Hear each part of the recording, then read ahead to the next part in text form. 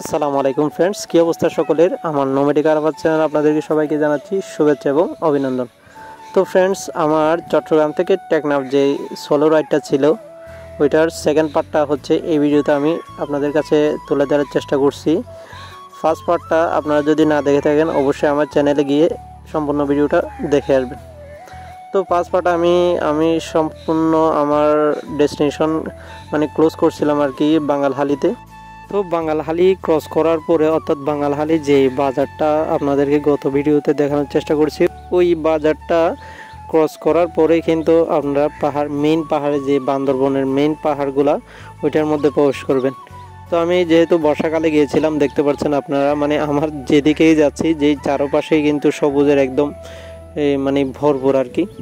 নিচে কিন্তু এই পোর্শনটাতে অর্থাৎ এই জায়গাগুলোতে কিন্তু আপনারা নিচে কতটুকু কি পরিমাণ যে নিচু, এটা ভূপৃষ্ঠ থেকে কত উপরে রাস্তাগুলো করছে তা আপনারা সরাসরি না গিয়ে না দেখলেই বুঝতে পারবেন আর কি।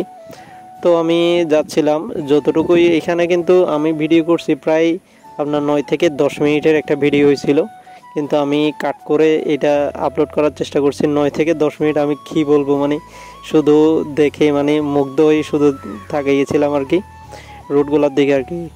আর হচ্ছে আপনার যত উপর থেকে যখন দেখবেন যে আপনারা সমতলের দিকে নিচে চলে আসতেছেন, অর্থাৎ রোডগুলো যত সমতল টাইপের হয়ে যাবে তখন বুঝে নেবেন যে আপনারা শহরের কাছাকাছি চলে আসতেছেন। এই যে আমি দেখতে পাচ্ছেন উঁচু যেই পাহাড়গুলো ছিল, পাহাড়ের রাস্তাগুলো ছিল, ওইখান থেকে আস্তে আস্তে কিন্তু সমতল জায়গা আস্তে আস্তে দেখছেন আপনারা বসত বাড়িগুলো দেখা যাচ্ছে।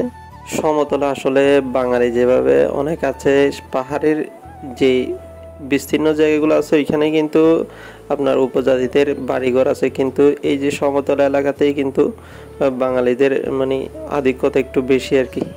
চাকমা, মারমা অথবা উপজাতিগুলাই অনেক বেশি। এই যে আপনারা দেখতে পাচ্ছেন এটা হচ্ছে বান্দরবন মেইন শহর। এই যে উপর দিয়ে দেখা যাচ্ছে এই রাস্তা দিয়ে আপনারা দেবতাকুম যেতে পারবেন। এছাড়া সেম রাস্তা দিয়ে কিন্তু আপনারা দেবতাকুম যাওয়ার আগে একটা রুট পড়বে, ওইটা হচ্ছে রোয়াংছড়ি যাওয়ার রুট। আর এখানে যেখানে আমি থামছিলাম ওইটা হচ্ছে বান্দরবন বাস স্ট্যান্ড, অর্থাৎ বান্দরবনের থেকে বিভিন্ন জায়গায় যে বাসগুলো যায় ওইটা হচ্ছে এই স্টেশনটা। তো আমি এখানে থামার পরে কিছু নাস্তা করার পরে আবার 20-25 মিনিট আবার রওনা দিই। তো আজকের ভিডিওতে আমি এতটুকু দেখানোর চেষ্টা করছি, অর্থাৎ বাঙালহালি থেকে বান্দরবনের বাস স্ট্যান্ড পর্যন্ত আর কি। তো আমার আর শেষের অংশটা অর্থাৎ শেষ পোর্শনটা একদম টেকনাফ পর্যন্ত যে অংশটা রয়েছে ইনশাল্লাহ আগামী ভিডিওতে আপনাদের কাছে তুলে দেওয়ার চেষ্টা করব। ততক্ষণ পর্যন্ত আপনারা আমার সম্পূর্ণ ভিডিওগুলো দেখবেন। ধন্যবাদ ভিডিওটা দেখার জন্য।